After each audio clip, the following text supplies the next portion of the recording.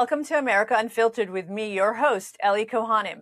Joining me is Republican Congresswoman Claudia Tenney, representing New York's 24th Congressional District to discuss the momentous issues shaping America. Representative Claudia Tenney, thank you so much for joining me today. As you know, the United States and Israel have launched Operation Epic Fury, a multi-pronged attack on the Islamic Republic of Iran. Tell us your thoughts on the attack. Yeah, well, I think this was a very important move, a very brave and courageous move by the president. So obviously, not without risks. And obviously, this has been thought about and in the planning for a long time, as everyone has now seen from the very transparent work that the president, the chairman of the Joint Chiefs, General Dan Kane, Secretary of War Pete Hegseth, Marco Rubio, our Secretary of State, and others have really been putting forth a very transparent, very clear operation that's been going on, and why we did this. I think that it's been pretty incredible, and I think the media on the Democratic side has been trying to sort of muddy the waters here a little bit, but I think people who know about the history of Iran and that they have actually been at war with the United States for a long time, and the fact that Israel has been such a good partner working with us to actually last year's Operation Midnight Hammer in obliterating the nuclear sites, which is really important, at least to get us where we are today, and to see how quickly the Iranians responded and were able to somewhat come back, even though they didn't get to where they wanted to. But we're not deterred.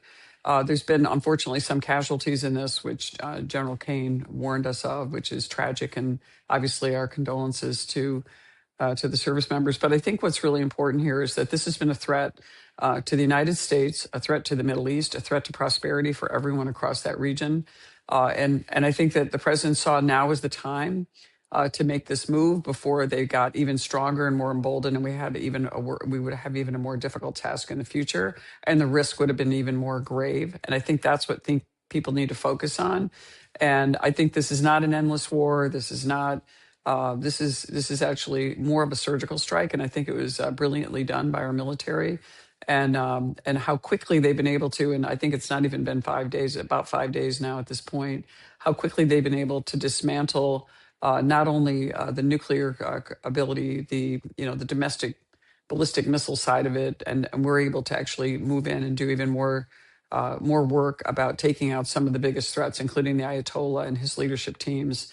On multiple levels. You've seen 2 or 3 levels eliminated at this point, which is giving an opportunity for a regime collapse to give the Iranian people a chance to stand up and create a government that they have been wanted and deserve for so long, and haven't been able to really get to the point where they're in. And it took President Trump, I think, to bring us to that step.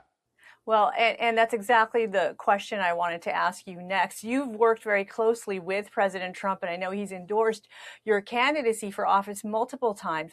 What do you ascribe to his personality and leadership style that he's willing to take bold action that previous presidents seemed incapable of doing? I think that he's a unique character. President Trump, people say he's one of one, or there's never going to be another one like him. And I think so much has gone into the formation of his decision-making, whether it's being a business owner, being involved in so many different things in his life and getting him to this point. But he has a unique ability to really refine very complex issues into simplistic kind of views of like black and white about how to react to something. And more often than not, I think he has a really good calculus, and on this, I think he's right on this. I know it was risky. It is definitely risky. And a lot of people are questioning the decision and the outcome. But President Trump is just as a unique creative side to him. He likes to listen to a lot of people and get a lot of input from people. He values the expertise of others. And then he's willing to make a decision that many won't make. He doesn't get frozen in paralysis of analysis. He makes a decision and looks at the risks and the rewards. And I think in the course of history, this decision is going to be really pivotal. I mean, when you look at the potential impact that this decision could have on how many centuries of unrest, war, no peace in the Middle East for so long, and the opportunity, and I think you could go all the way back Ellie, to the Abraham Accords, which were so novel. To say to these people, not to look at everybody judgmentally. It's like, you have a population of people in this country. You have a population of people in your country. I don't care, uh, you know, what your religion is or what your ethnicity is. We want your people to have a chance at prosperity. And President Trump looks at it that way and said, why don't we all join together? Let's have peace. Let's be prosperous. Let's innovate. There's so many great things about the history of the Middle East that has been clouded out by the Iranian regime, really. I mean, look at the pictures of Iran before 1979. The Persian society was very sophisticated, educated, innovative in world human history, and yet look what we have. We've had these dark ages under the Ayatollah and the Mullah and the IRGC. The largest state sponsor of terror in the region and the world. Killing thousands of Americans, and President Trump took decisive action and said, enough of this. Why are we doing this?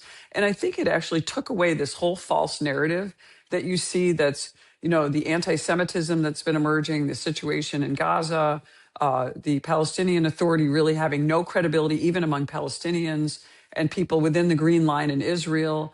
The Arab sheikhs don't support them. So many of these things.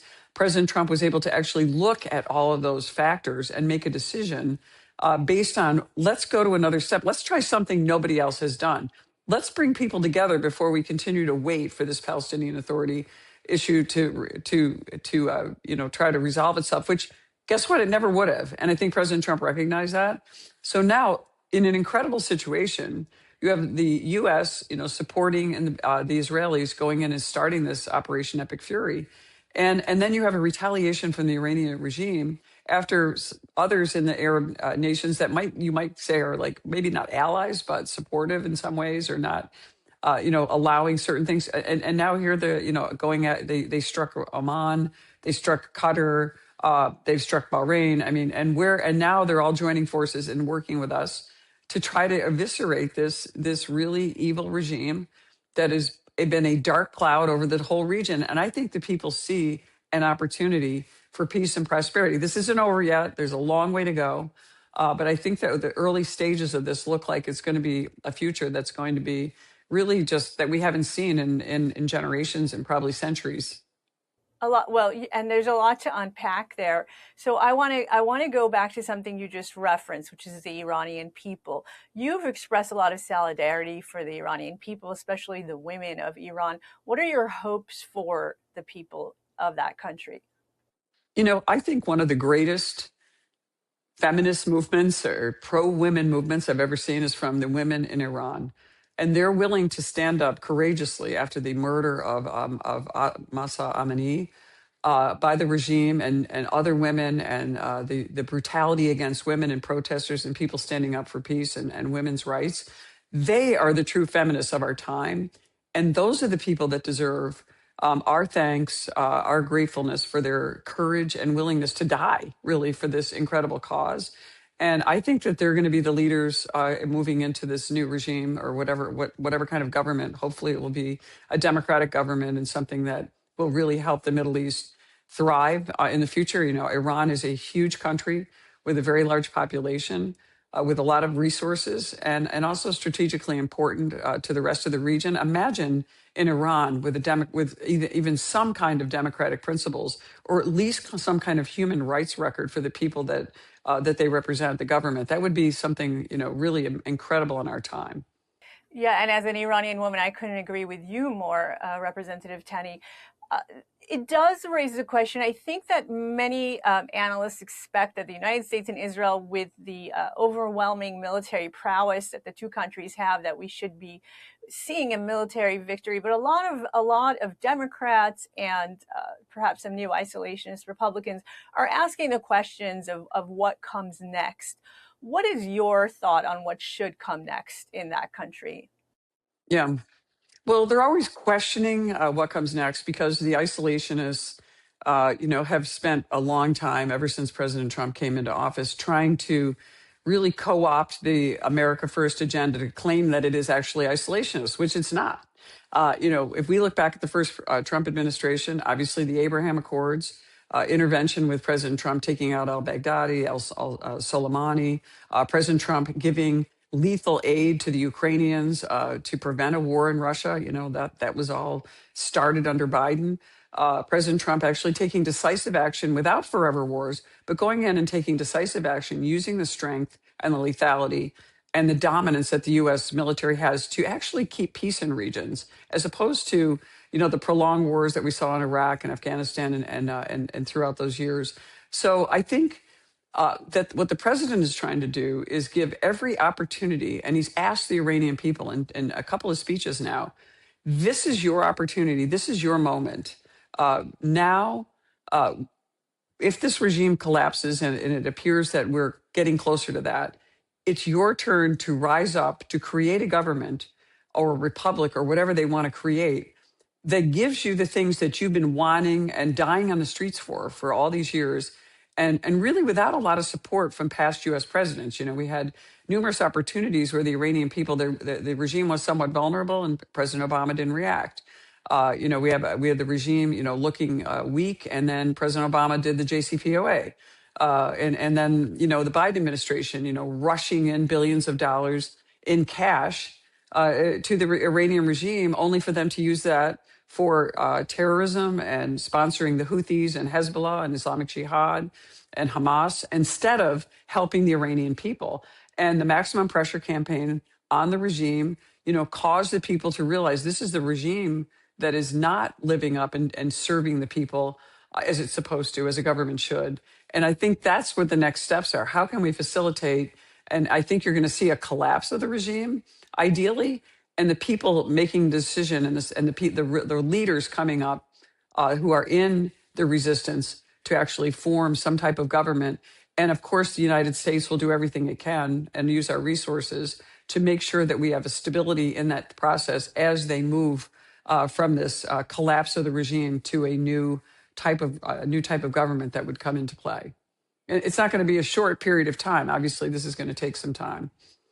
Yeah, and that sounds very reasonable to give the whole situation some time. In fact, Representative Tenny, when the news broke out that the Supreme Leader was eliminated, you put out a statement. And in your statement, you said that this elimination was, quote, a moment of safety for the world. Why do you believe that is the case? Yeah, at this point, this is one of the most dangerous regimes, if not the most dangerous regimes, to America, to people who love freedom in the Middle East.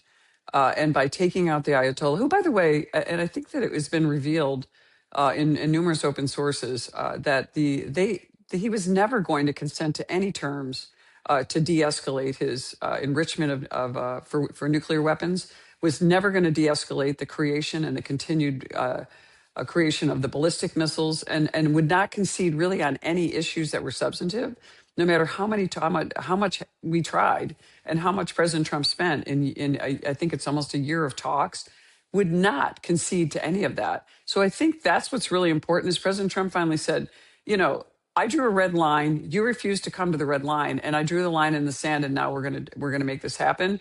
I think the world is safer, and I think that we took out one of the biggest threats to the American people, and especially our American service members, and thousands who died, going all the way back to our hostages being humiliated in 1979, to actually the Marines being bombed in Beirut in 1983, and numerous other instances where the Iranians have actually targeted and actually killed American service members and targeted American citizens in our own country. Representative Tenny, as you see this close coordination between Israel, the United States, the two militaries, what are your thoughts on that relationship? Yeah, obviously, it's been a tremendous relationship between the U.S. and Israel has incredible resources and innovation, in spite of being in a very difficult country under siege. But I think that's probably why they have such incredible resources, because they are so small and so surrounded by unfriendly neighbors, mostly actually, proxied by Iranian assets, funded by Iranian dirty oil sold to China and others. And so they've been able to, wreak havoc on the region. And I just think it's incredible that, the relationship we have with Israel on intelligence, obviously, the work that they've done, they're actually, just the intel that they have on and their ability from whether it was the pagers situation from a couple of years ago till now. It's really incredible the way that the Israelis are able to really know who their enemies are and to really put together an incredible intel portfolio that we can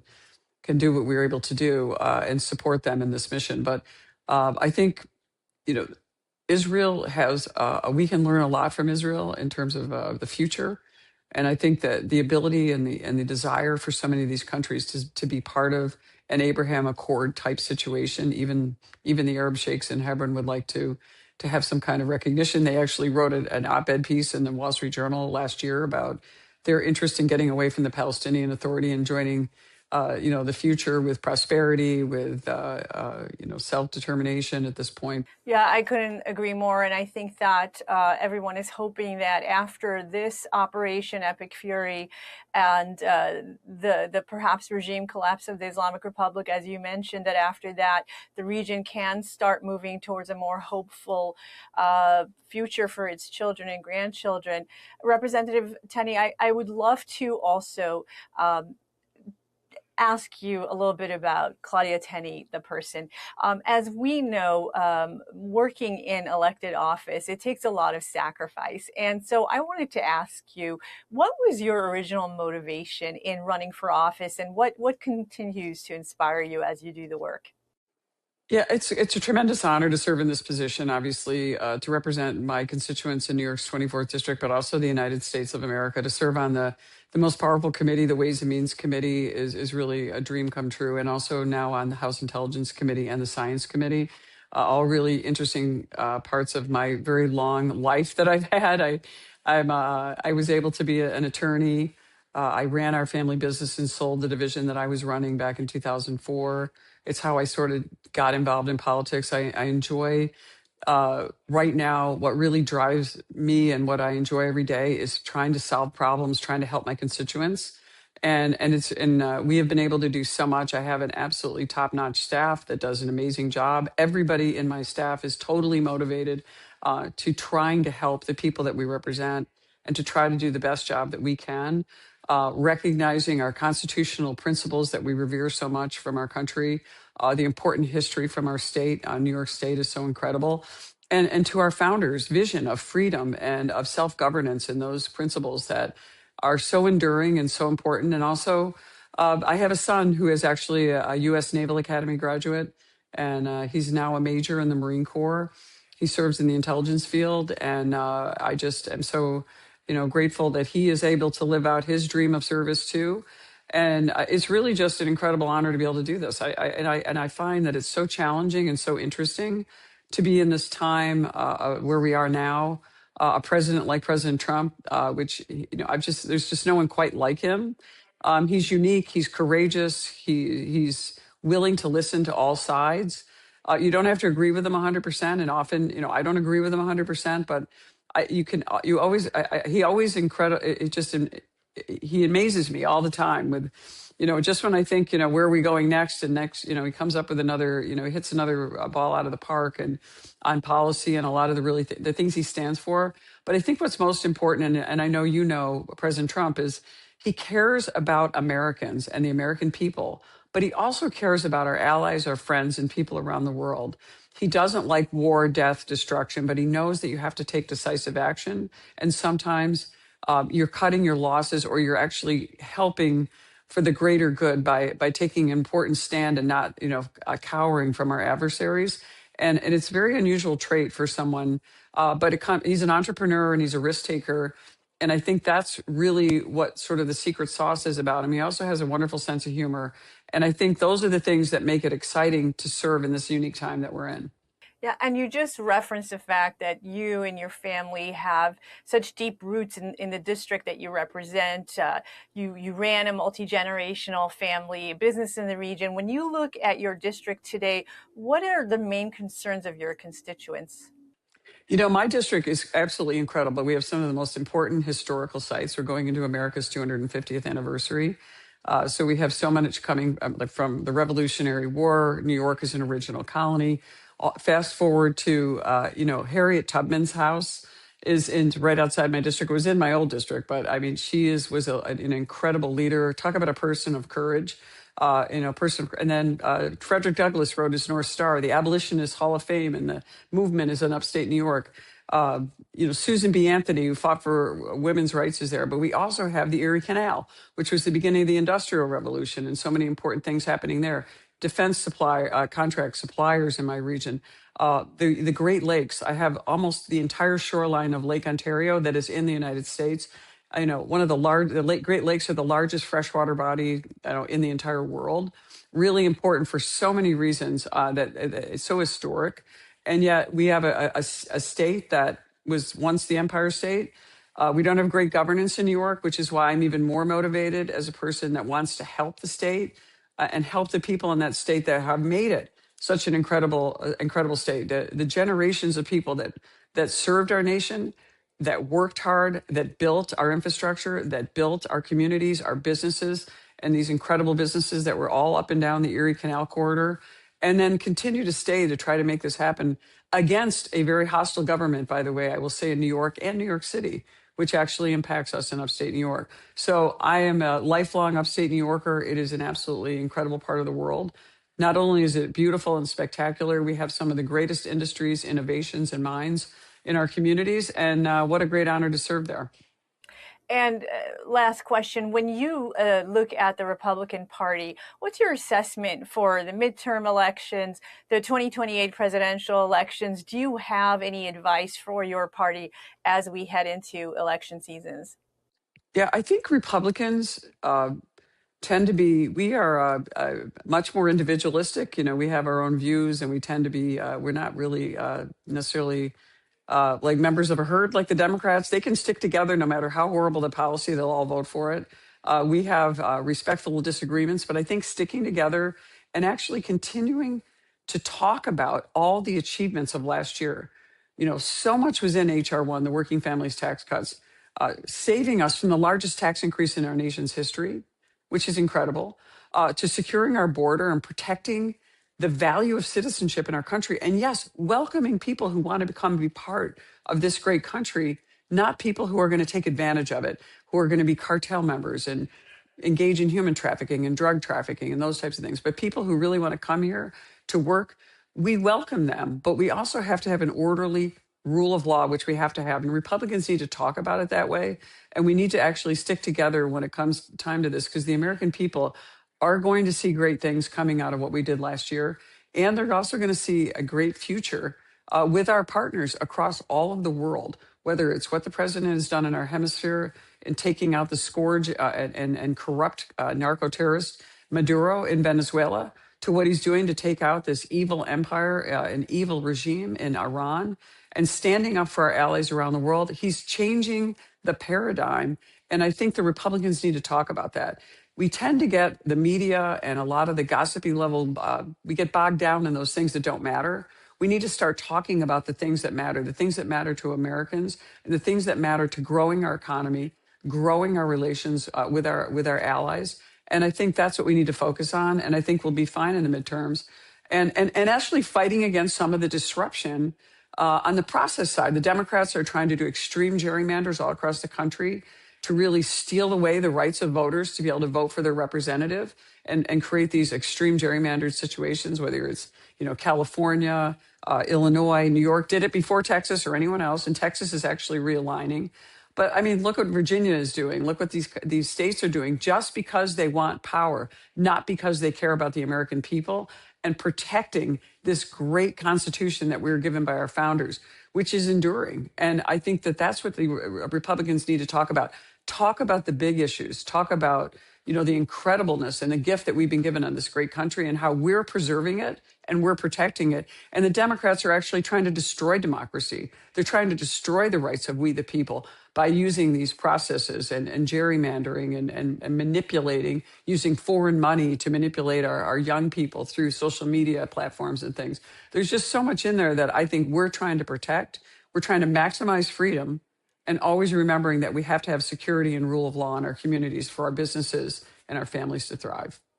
Well, Representative Claudia Tenney, we're so grateful to you. Thank you so much for joining me on America Unfiltered. Thanks so much. Great to talk to you, Ellie.